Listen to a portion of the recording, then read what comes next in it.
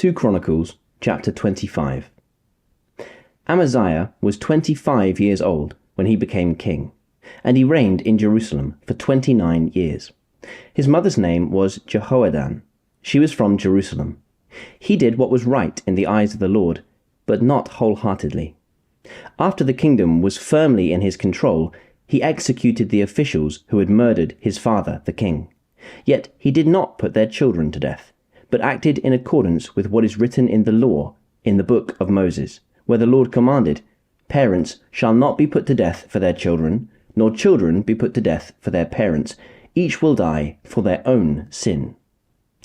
Amaziah called the people of Judah together, and assigned them according to their families to commanders of thousands and commanders of hundreds for all Judah and Benjamin. He then mustered those 20 years old or more, and found that there were 300,000 men fit for military service, able to handle the spear and shield. He also hired 100,000 fighting men from Israel for 100 talents of silver. But a man of God came to him and said, "Your Majesty, these troops from Israel must not march with you, for the Lord is not with Israel, not with any of the people of Ephraim.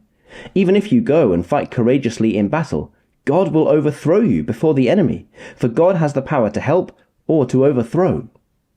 Amaziah asked the man of God, "But what about the 100 talents I paid for these Israelite troops?" The man of God replied, "The Lord can give you much more than that." So Amaziah dismissed the troops who had come to him from Ephraim and sent them home. They were furious with Judah and left for home in a great rage. Amaziah then marshaled his strength and led his army to the valley of Salt, where he killed 10,000 men of Seir. The army of Judah also captured 10,000 men alive, took them to the top of a cliff, and threw them down, so that all were dashed to pieces.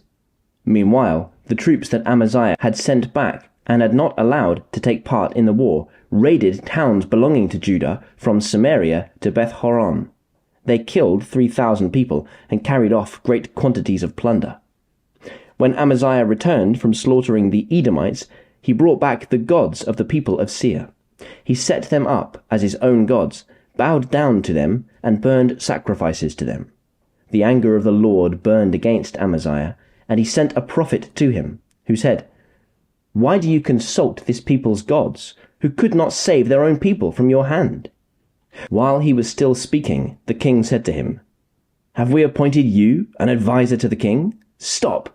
Why be struck down?" So the prophet stopped, but said, "I know that God has determined to destroy you, because you have done this, and have not listened to my counsel." After Amaziah, king of Judah, consulted his advisers, he sent this challenge to Jehoash, son of Jehoahaz, the son of Jehu, king of Israel.